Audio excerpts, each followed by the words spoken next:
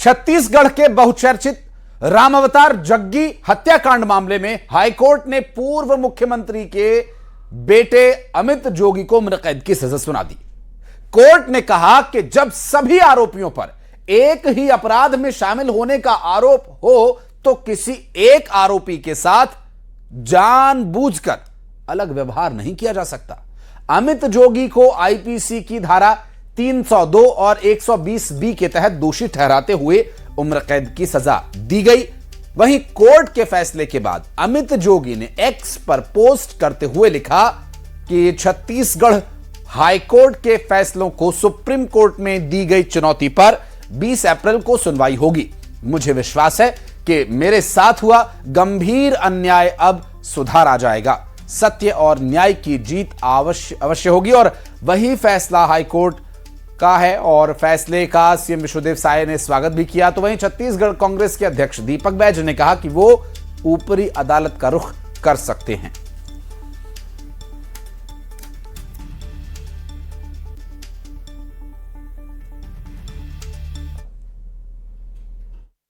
आज मैं न्याय के मंदिर सर्वोच्च न्यायालय आया हूं। जो मेरे साथ गंभीर अन्याय हुआ है उसकी गुहार लेके आया हूं। लीव टू अपील मुझे बिना सुने ग्रांट कर दी गई। अपील भी सीबीआई की अलाउ कर दी गई, उसमें भी मुझे नहीं सुना गया। ये सारी बातें हमने आज माननीय न्यायालय के समक्ष रखी है और न्यायालय ने ये आदेश दिया है कि 25 मार्च का और 2 अप्रैल का दोनों जो आदेश मेरे विरुद्ध हाईकोर्ट ने पारित किए थे उनको वो सुनेगा और 20 तारीख को उस पर वो अपना फैसला देगा। सर्वप्रथम मैं स्वागत करता हूं। न्यायालय के प्रति जो मेरा विश्वास था उसमें मैं आज मोहर लगी है और मैं न्यायालय के प्रति आभार व्यक्त करता हूं। सुप्रीम कोर्ट में जब भी मुझे अपनी बात रखने का मौका मिलेगा मैं निश्चित तौर पे आजीवन कारावास की सज़ा को फांसी की सज़ा में तब्दील करने के लिए गुजारिश करूंगा, क्योंकि मेरी जानकारी के मुताबिक अमित जोगी के पास अमेरिकन रेसिडेंस का पासपोर्ट है या ग्रीन कार्ड है। उसे शासन और प्रशासन से अपील है कि उसको तत्काल प्रभाव पे जब्त किया जाए, क्योंकि मुझे ऐसी आशंका है कि वो कहीं अमेरिका ना चले जाए, ये है। और रह गई धमकी और चमकी वाली बात, तो आपको ये समझना होगा कि एक आम आदमी परिवार को, एक साधारण से परिवार को एक तत्कालीन मुख्यमंत्री के परिवार से लड़ना। हत्याकांड में माननीय हाईकोर्ट का फैसला आया है और बहुत ही स्वागत योग्य है। पिछले दिनों जब निर्णय आया था इसी केस में तो इनको कोर्ट ने बाइज्जत बरी किया था, जबकि ये मुख्य अपराधी थे। बाकी को सजा हुई थी, लेकिन देर आए दुरुस्त आए। आज माननीय हाईकोर्ट के निर्णय का स्वागत करते हैं। निचली अदालत ने उन्हें बरी घोषित किया था और अब हाई कोर्ट ने उन्हें आजीवन सजा सुनाया है। ये न्यायालय का निर्णय है और न्यायालय के निर्णय के खिलाफ उन्हें ऊपरी अदालत में अपील करने का अधिकार है। बाकी ये न्यायालय का मामला है। तो देखिए, ये एक तरफ पॉलिटिकल मामला, राजनीतिक हत्या के दाग से छत्तीसगढ़ की राजनीति दागदार हुई थी। अब किसने किया, ये तो अदालत ने एक निर्णय सुना दिया है, लेकिन अब चूंकि मामला सुप्रीम कोर्ट जा सकता है और आपने देखा भी प्रतिक्रिया देते हुए अमित जोगी को, जो ये कह रहे हैं कि वो ऊपरी अदालत में दरवाजा खटखटाएंगे, जबकि इस पूरे मामले में जो वर्तमान परिस्थिति है उसे देखते हुए एक पूरा जो मौका है सुप्रीम कोर्ट के पास जाने का रहेगा। सुनील चौधरी बीजेपी प्रवक्ता और वंदना राजपूत हमारे साथ कांग्रेस प्रवक्ता बातचीत करने के लिए जुड़ गए हैं। आप दोनों का बहुत स्वागत है। मनीष वोरा जी भी अब से कुछ ही देर में हमारे साथ मौजूद होंगे। लेकिन एक ऐसा राजनीतिक ये चर्चा का विषय तो रहा ही है, लेकिन चूंकि न्यायालय के भी सुनील भाई बहुत सारे मामले ऐसे होते हैं कि इस पे ना तो मीडिया को, ना ही किसी पॉलिटिकल पार्टी के प्रवक्ता को या किसी भी नेता को या किसी भी व्यक्ति को बोलने का अधिकार नहीं होता, क्योंकि मामला तथ्यों और बाकी सबूतों के आधार पर जांचा परखा जा रहा है। वंदना जी, एक बात पहली प्रतिक्रिया आपसे लेऊंगा कि ये जो पूरा घटनाक्रम रहा, छत्तीसगढ़ की जो राजनीति रही है, भले ही एक दूसरे के प्रति आप अपने राजनीतिक विचारों के मतभेद के चलते जो भी आरोप लगाएं, आक्षेप लगाएं या काम नहीं करने के आरोप लगाएं या भ्रष्टाचार के आरोप लगाएं, लेकिन एक राजनीतिक हत्या जैसा एक दाग छत्तीसगढ़ की इस बेदाग छवि पर लगना, यहां की राजनीति पर लगना, और उसमें एक बड़ा फैसला जो अब आया है, दोषी कौन है, ठीक है, अब सुप्रीम कोर्ट जा रहा है मामला, हालांकि हाई कोर्ट ने जो फैसला सुना है उसके अनुसार 28 समेत ये जो अमित जोगी को दोषी ठहराया गया है। क्या ये छत्तीसगढ़ के दाग लगी राजनीति को धो देने जैसा है, या फिर अभी बहुत सारी चीजें जो आप सोचती हैं या जो कांग्रेस पार्टी का स्टैंड है वो क्या रहेगा?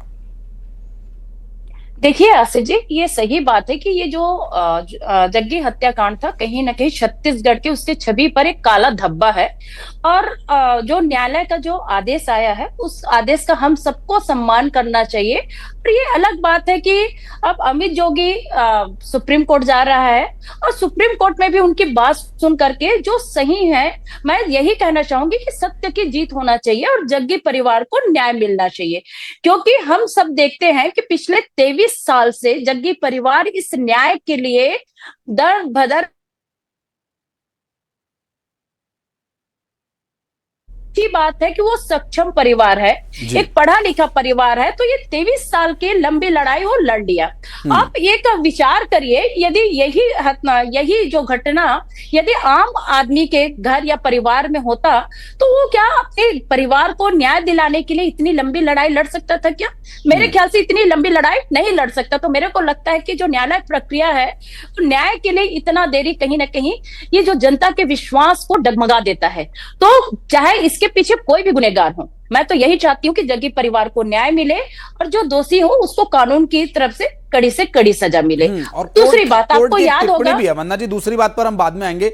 कोर्ट की एक टिप्पणी भी है जो आपने चिंता व्यक्त की कि देरी से मिला न्याय भी वो न्याय नहीं, वो एक तरह से अन्याय है। सुनील चौधरी जी, आपके प्रवक्ता सहयोगी जो कह रही हैं, उनकी बातों का भी जवाब आप दीजिएगा। एक सवाल मेरा भी उसमें मैं आपकी तरफ बढ़ा रहा हूं, उस पर भी आप प्रतिक्रिया दीजिएगा कि ये जो पूरा मामला है, जैसा कि चिंता वंदना जी ने भी जताई कि क्या एक आम व्यक्ति के परिवार के साथ यदि इस तरह की घटना हुई होती, या ऐसे मामले बहुत सारे होंगे भी जिस पर हम भी चर्चा नहीं कर रहे हैं, देखिए, लेकिन वर्तमान समय में अब तक जब से छत्तीसगढ़ बना है, बीजेपी का तो नारा भी है कि हमने बनाया हम ही संवारेंगे, लेकिन जो ये एक राजनीतिक हत्या का जो दाग लगा हुआ है, ये दाग कैसे धुलेगा, या ये दाग क्या इस फैसले से धुल गया, या फिर आगे के लिए कैसे देखते हैं इसे? जी राम राम, जय जवाहर जय छत्तीसगढ़। देखिए, ये जो पूरा घटनाक्रम है ये 2003 का विषय है जी। और 2003 में मुख्यमंत्री कौन थे? सम्मानीय अजीत जोगी जी थे। किस पार्टी के मुख्यमंत्री थे? कांग्रेस पार्टी के मुख्यमंत्री थे। तो आज तो कांग्रेस पार्टी को तो माफी मांगनी चाहिए ना कि हत्या का जो हत्या हुई थी, जिसका आरोप लगातार लगता था, वो तो साबित हो गई। 2004 में सरकार बद के साथ माननीय डॉक्टर रमन सिंह जी ने सीबीआई जांच के लिए अनुशंसा की और उसके बाद ये सारी प्रक्रिया आगे बढ़ी है। देखिए, अभी आप कह रहे हैं ना, मैं एकदम उदाहरण आपको पूरा बताता हूँ, पूरी तथ्य बताता हूँ घटना के, क्योंकि हम उस समय थे राजनीतिक क्षेत्र में, युवा कार्यकर्ता के रूप में काम कर रहे थे। जो एफआईआर पहली बार लिखी गई हत्या के पश्चात, वो लूट की लिखी गई, जिसके कारण 2 पुलिस अधिकारियों पर भी कार्रवाई माननीय कोर्ट ने किया। उसके बाद दूसरे दिन जब सतीश जग्गी पहुंचे कि इस हत्या पे तो मुख्यमंत्री और उनके सुपुत्र का हाथ है, तो उस एफआईआर को शून्य कर दिया गया। फर्जी जो है आरोपी कोर्ट में प्रस्तुत किए गए और बाद में वो लोग जाकर के जो है वो सरकारी गवाह बन गए और उन्होंने सारी बातों को स्वीकार किया। तो ये षड्यंत्रकारी सरकारें कांग्रेस की होती हैं। मुख्यमंत्री कांग्रेस के थे, माननीय सोनिया गांधी जी के द्वारा थोपे गए मुख्यमंत्री थे, जिसके कारण विद्याचरण शुक्ल जी नाराज हुए थे। और मैं तो बधाई देना चाहता हूँ जग्गी परिवार को, वो किसी भी विचारधारा के हो, लेकिन उन्होंने लड़ाई लड़ी है, वो लगातार अपने हक की लड़ाई लड़ते रहे। लेकिन न्यायालय पर सबको विश्वास रखना चाहिए, लेकिन कांग्रेस को तो आज के दिन माफी मांगनी चाहिए और स्वीकार करना चाहिए कि उनकी सरकारें आती तो ऐसे केसेस होते हैं, ऐसे षड्यंत्र होते हैं। छत्तीसगढ़ की राजनीति में कलंक लगाने वाली सरकार थी। आप विरोधियों को, विपक्षियों को पीटते थे, आप जनजाति समाज पर अत्याचार करते थे, षड्यंत्र करते थे, राजनीतिक हत्याओं का दल बदल करवाने का पूरा आरोप जो है वो कांग्रेस ने छत्तीसगढ़ में सबसे पहले डाला। ये मेरा सीधा आरोप है कि छत्तीसगढ़ की सीधी सादी और सौम्य राजनीति को कलंकित करने का किसी ने काम किया तो कांग्रेस पार्टी ने किया और उनके मुख्यमंत्री अजीत जोगी जी ने किया, और उसके बाद माननीय भूपेश बघेल जी की भी सरकार आई तो षड्यंत्रों की देखेंगे आप, भ्रष्टाचार और षड्यंत्र की बाढ़ आ गई। तो जब जब कांग्रेस आती है ऐसा ही होता है। आज न्यायालय ने जो निर्णय दिया निश्चित रूप से स्वागत योग्य है और न्याय मिलना चाहिए, देर से मिले देर सवेर मिले, लेकिन न्याय तो मिला है। हम लोग भी जब एलएलबी कर रहे थे तो पढ़ते थे, लेकिन किसी एक निर्दोष को नहीं छोड़ना, निर्दोष को कोई सजा नहीं होनी चाहिए, लेकिन दोषी बख्शा भी नहीं जाना चाहिए, चाहे उसके लिए कितनी लंबी लड़ाई। ठीक है, मैं लौटूंगा। मनीष वोरा जी हमारे साथ जुड़ गए। मनीष भाई, आवाज मिल पा रही है? जी मिल रही है आपके पास। बहुत स्वागत है। मैं अभी एक प्रश्न कर रहा था वंदना जी से, और हमारे भारतीय जनता पार्टी के प्रवक्ता सुनील चौधरी साहब भी हमारे साथ जुड़े हुए। तो ये प्रश्न करते करते मेरे अंतर मन में जो प्रश्न चल रहा था वो मैं मनीष भाई आपसे जानना चाहूंगा, आपके अनुभव से मुझे इसका थोड़ा सा निवारण आप बताइएगा। मेरा प्रश्न ये था कि राजनीति में आरोप प्रत्यारोप फिर भी स्वीकार्य है, भ्रष्टाचार फिर भी स्वीकार्य है, लेकिन राजनीतिक हत्या ये एक बहुत बड़ा दाग है। तो ये जो ये स्वीकार्यता हम लोगों में एक बतौर आम नागरिक या छत्तीसगढ़ का वासी होने के नाते या छत्तीसगढ़ की खबरों को लोगों तक पहुंचाने की जो जिम्मेदारी है मेरे ऊपर, उसके नाते जो ये हम स्वीकार्यता कर रहे हैं कि भ्रष्टाचार के आरोप चलिए फिर भी स्वीकार है, तो ये स्वीकार्यता क्यों है? और छत्तीसगढ़ की ये राजनीति इस राजनीतिक हत्याकांड से जो दागदार हुई, क्या वो जब तक हम स्वीकार्यता भ्रष्टाचार की और आरोपों की स्वीकार्यता को जब तक हम नहीं नकारेंगे तब तक ये दाग भी उसके सामने बड़ा ही रहेगा? देखिए, निश्चित रूप से मैं आपकी बात से सहमत हूं कि राजनीति में बाकी सारी चीजें ठीक है, जिस प्रकार के आरोप लगते हैं, चाहे भ्रष्टाचार के आरोप लग जाए कोई दिक्कत नहीं है, अदर आरोप लग जाए कोई दिक्कत नहीं है, दल बदल के आरोप लग जाए कोई दिक्कत नहीं है, मगर राजनीतिक हत्या जैसा गंभीर आरोप लगे और वो साबित भी हो कोर्ट में जाकर के, तो ये निश्चित रूप से बहुत गंभीर विषय है।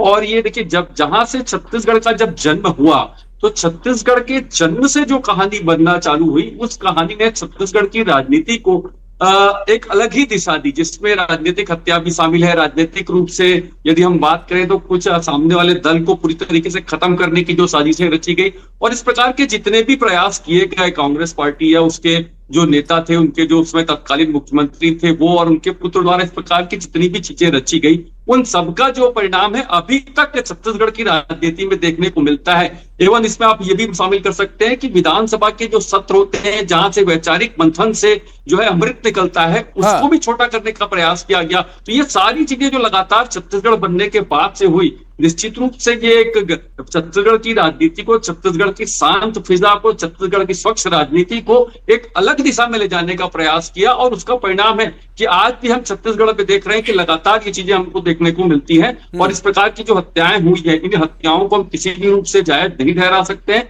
क्योंकि राजनीतिक रूप से देखिए, इसका राजनीतिक पहलू भी हम देखें तो उस समय जो जग्गी थे वो माननीय विद्याचरण शुक्ल जी जो थे उनके राइट हैंड थे और उस पार्टी के कोषाध्यक्ष भी थे, यानी उनके पास में सारा फंड था और पैसों का मोबिलाइजेशन कैसे हो रहा था यह उनको पता था। तो उनकी हत्या से बहुत बड़ा राजनीतिक माइलेज जो है वो एक पार्टी को मिल रहा था। तो इसको देखते हुए सीधे तौर पे दिख रहा था। और दूसरी एक बड़ी चीज की, जिस साक्ष्यों के आधार पर आप 28 लोगों को सजा देते हैं, उसी साक्ष्य के मानते हुए आप जो है एक व्यक्ति को निर्दोष बरी कर देते हैं, क्या जो है वो किसी भी रूप से डाइजेस्टिव नहीं होता है। तो इस बात को भी समझना होगा। और इस चीज को देख करके जो हुआ है, देखिए कहते हैं ना कि न्याय में देरी, यानी 23 साल बाद मिला न्याय। निश्चित रूप से न्याय तो मिला, मगर न्याय में हुई देरी ने उस परिवार के साथ जो बीता है उसको तो समझने वाली बात है कि कैसे उस परिवार के साथ वो 23 साल बीते हैं। जो मुख्य आरोपी है, जिसको मुख्य साजिश करता अभी बताया जा रहा है अदालत के द्वारा, वह व्यक्ति उस समय भी मुख्य साजिश करता था और आज भी मुख्य साजिश करता है। तो उसको बरी कर देना और बाकी सारे लोगों को सजा दे देना, निश्चित रूप से ये लगता है मुझे कि न्याय तो मिला, मगर न्याय में देरी जरूर हुई है। जाहिर है। और सुप्रीम कोर्ट के एक जजमेंट में ये बात टिप्पणी में भी कही गई है कि देरी से मिला न्याय भी न्याय नहीं है। और सुनील चौधरी जी जब बोल रहे थे उस वक्त मैं एक बात प्रतिक्रिया, हालांकि ये विषय बहुत गंभीर है चर्चा का, लेकिन एक बहुत सामान्य सतही सी बात मैं कहना चाहता। सुनील जी कह रहे थे कि 2003 में जब ये हत्याकांड हुआ तो बतौर युवा कार्यकर्ता ये वहां पर कार्यरत थे या राजनीति में सक्रिय थे। सुनील भाई उस समय फिर आप बाल कार्यकर्ता रहे होंगे, युवा कार्यकर्ता तो आप अब भी हैं, लेकिन प्रश्न जो है मैं उस पर ही आ रहा हूं, उस बात को मैं कहना चाह रहा था, उस वक्त मैं कह नहीं पाया क्योंकि उस वक्त विषय की गंभीरता ऐसी थी। लेकिन अब सवाल वंदना राजपूत जी से। वंदना जी ये बात, क्योंकि एक व्यक्ति जिसकी हत्या की गई, एक समय में वो कांग्रेस में ही था, विचारधारा बदली, उस वक्त राजनीतिक मनोदशा जो भी रही हो, लेकिन वो दाग तो छत्तीसगढ़ की राजनीति पर लगा। जो आरोप सुनील भाई लगा रहे हैं वो आरोप अब भी कांग्रेस पार्टी पर लग रहा है। भले ही उस वक्त के मुख्यमंत्री अब नहीं है हमारे बीच, वो पार्टी भी उन्होंने बदल ली, जिसकी हत्या की गई वो भी व्यक्ति पार्टी छोड़ चुका है, लेकिन दाग तो कांग्रेस के साथ जोड़ने की कोशिश हो रही है और जुड़ा भी है। वंदना जी देखिए आसिफ जी, अगर मैं कांग्रेस पार्टी की बात करूं तो कांग्रेस पार्टी कभी भी षड्यंत्र झूठ का साथ नहीं देती, जिसका सबसे बड़ा उदाहरण है कि जब ये जग्गी हत्याकांड हुआ तो उस समय यूपीए की सरकार थी और यूपीए की सरकार होने के कारण अपने जिम्मेदारी का निर्वहन करते हुए उन्होंने सीबीआई जांच के आदेश दिए और सीबीआई जांच के साथ साथ कांग्रेस पार्टी का ये स्टैंड था कि इसमें निष्पक्ष जांच होनी चाहिए और निष्पक्ष जांच होते हुए जो भी दोषी है उसको सजा मिलनी चाहिए और जो जग्गी परिवार है उनको न्याय मिलना चाहिए। ये शुरू दिन से ही कांग्रेस पार्टी का ये विचार रहा है। और दूसरी बात, भारतीय जनता पार्टी के पास आरोप लगाने के अलावा और कुछ तथ्य बचता ही नहीं है। आप यदि सरकार के बारे में कुछ सवाल पूछोगे, उस पर आप कांग्रेस पर आरोप लगाएंगे तो आरोप प्रत्यारोप ही इन लोगों की जिम्मेदारी बन गई है। दूसरी बात, मैं तो पूरी जिम्मेदारी के साथ ये बात बोल रही हूं मैं कि वाकई में जो ये हत्याकांड, जो जग्गी हत्याकांड हुआ था, बहुत ही दर्दनाक, बहुत ही भयानक और कहीं नहीं कहीं छत्तीसगढ़ के, जो हमारे छत्तीसगढ़ महतारी के लिए काला धब्बा था। आज हमको बहुत ही सुकून महसूस हो रहा है कि कम से कम जग्गी परिवार को न्याय मिला। दूसरी बात है कि अभी आप बात करेंगे कि जो जोगी पार्टी है वो कैसे भारतीय जनता पार्टी के साथ ए बी करके चुनाव के समय इन लोग लड़ते हैं। हमने सबने देखा कि 2018 में भी जोगी कांग्रेस के साथ ए बी के साथ इन लोग लड़े थे, 2023 में भी ए बी के टीम में, यहाँ तक कि मरवाही में हमने देखा था कि अमित जोगी डायरेक्ट भारतीय जनता पार्टी के जो वहां पर कैंडिडेट खड़ा था उनका समर्थन दे रहे थे। तो भारतीय जनता पार्टी अपने पहले गिरेबान पर झांक करके देख ले, फिर आरोप लगाए।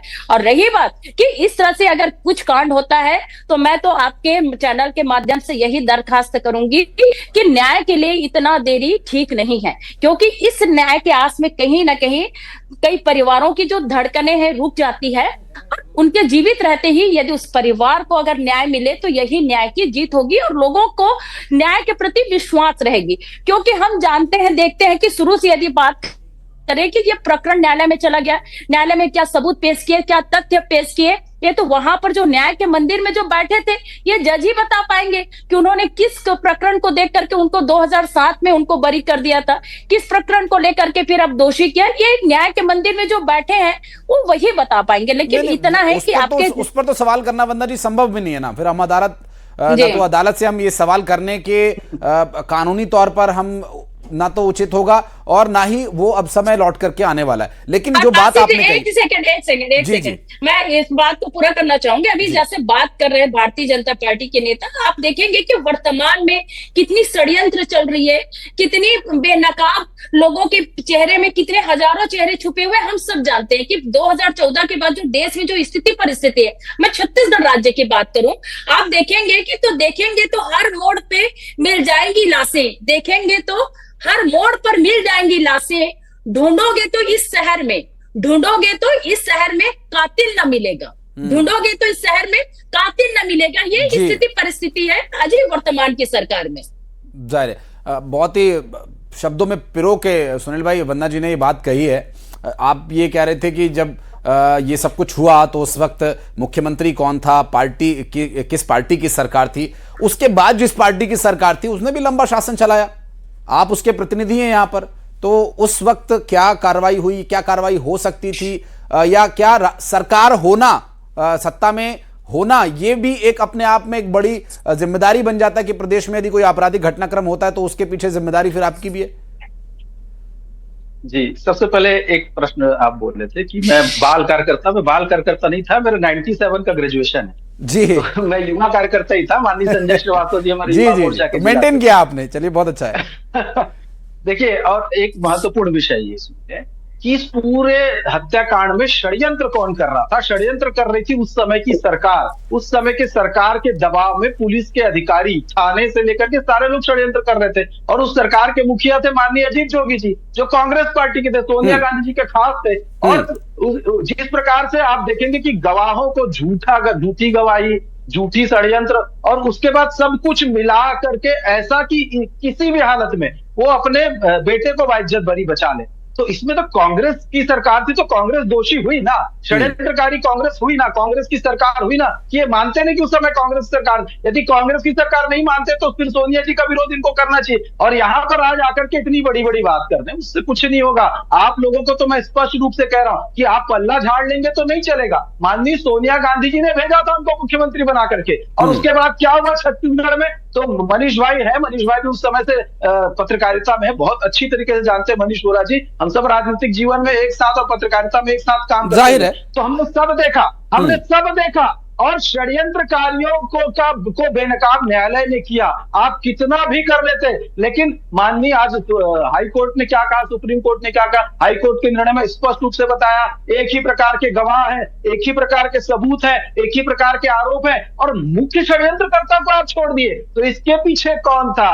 तो इसके पीछे सरकार का वो पावर था। माननीय डॉक्टर रमन सिंह जी के आते साथ ही इस विषय पर बहुत गंभीरता के साथ सीबीआई को सौंपा गया। और जब मुख्यमंत्री जी सीबीआई के लिए अनुशंसा करते हैं तो सीबीआई उसकी जांच करती है। अब उसका श्रेय का विषय नहीं है, लेकिन न्याय का विषय है। आज न्याय जो है वो जग्गी परिवार के पक्ष में आया है। न्याय जो है उस समय के तात्कालिक मुख्यमंत्री के सुपुत्र, जो कांग्रेस पार्टी से विधायक भी रहे, कांग्रेस पार्टी ने टिकट दिया, वो भी विधायक रहे, कांग्रेस पार्टी का मुख्यमंत्री रहा। तो इनको तो माफी मांगनी चाहिए ना, इनको तो जग्गी परिवार से भी माफी मांगनी चाहिए। और जग्गी परिवार आज भी कांग्रेस में है, आज भी वो कांग्रेसी है, लेकिन ये लोग उनके साथ भी नहीं खड़े होना चाह रहे हैं। उनको माफी मांग करके बोलना चाहिए छत्तीसगढ़ की जनता से कि वो एक काला अध्याय। देखिए, एक मुख्यमंत्री जो है वो राजनीतिक हत्या के षड्यंत्र में उनका बेटा था, और एक नकली सीडी कांड में, तो अवैध शराब बेचने में, तो दुनिया भर के कर्मकांड करने में वो लोग भी। तो पूरा इनका इतिहास छत्तीसगढ़ में कलंकित रहा है। जब भी कांग्रेस की सरकारें आएंगी, ऐसे कलंकित इतिहास को लेकर चूंकि आपने, सुनील भाई, चूंकि आपने मनीष वोरा जी का जिक्र किया, तो एक सवाल, चूंकि समय थोड़ा सा कम है, तो मैं मनीष वोरा जी से ही इस पर जानकारी और जवाब लेकर के इस कार्यक्रम को आगे हम समाप्त करेंगे। मनीष भाई, जो बात जैसा कि सुनील जी कह रहे हैं या वंदना जी ने भी बात कही कि सरकार में होना या पावर में होना ये जिम्मेदारी तय करता है कि आपके शासन में जो भी घटनाक्रम हुआ, लेकिन क्या अब जो बातें, जो पीड़ित परिवार, अगर जग्गी परिवार की बात करें, तो उनकी तरफ से ये कहा जा रहा है कि हम तो इसकी फांसी की सजा के लिए मांग करेंगे। अगर वो सुप्रीम कोर्ट अमित जोगी जा रहे हैं तो उसके लिए हम फांसी की सजा की मांग करेंगे। तो वहीं अमित जोगी के पास भी एक मौका है, अभी तो 3 हफ्ते का समय है उनके पास सरेंडर करने के लिए, फिर सुप्रीम कोर्ट चूंकि ये मामला जाएगा। टेक्निकलिटीज में इसमें अगर देखा जाए तो अभी भी उनके पास एक मौका है, जबकि जग्गी परिवार के लिए अभी पूरी तरह से न्याय मिल गया, ऐसा नहीं है। जी, निश्चित रूप से मैं आपकी बात से सहमत हूं कि जग्गी परिवार को पूरी तरह से न्याय मिल गया, यह अभी नहीं हुआ है। हाँ, इसमें उनके पास, अमित जोगी के पास अभी भी अवसर है, वो सुप्रीम कोर्ट में जो है अपील कर सकते हैं और वहां पर अपनी सजा के लिए बात कर सकते हैं। जग्गी परिवार के जो आपने कहा था कि फांसी की सजा की मांग करेंगे, तो अभी मुझे लगता है कि सुप्रीम कोर्ट ने जो अभी फैसला दिया है उसमें उन्होंने लिखा है कि सजा में वृद्धि की जो बात कही गई है, हाँ। सजा में वृद्धि की बात चूंकि ऑलरेडी वो सजा दी जा चुकी है उनको, तो इसलिए उसमें वृद्धि की जो बात है वो स्वतः ही समाप्त हो जाती है, क्योंकि ऑलरेडी उनको दोषी मान करके और उनको सजा दी जा चुकी है। तो उसमें वृद्धि की जो बात है उसको सुप्रीम कोर्ट ने यहीं पर डिनाई कर दिया है। आगे यदि वो और अपील करते हैं, कहीं जाते हैं, तो अलग बात है, लेकिन अभी वर्तमान में हाईकोर्ट ने, समय कम है इसलिए मैं माफी के साथ आपको मनीष जी रोकना चाहूंगा। बहुत बहुत शुक्रिया आपका हमारे साथ जुड़ने के लिए। वंदना जी, बहुत बहुत धन्यवाद आपका भी समय निकालने के लिए। सुनील जी, बहुत बहुत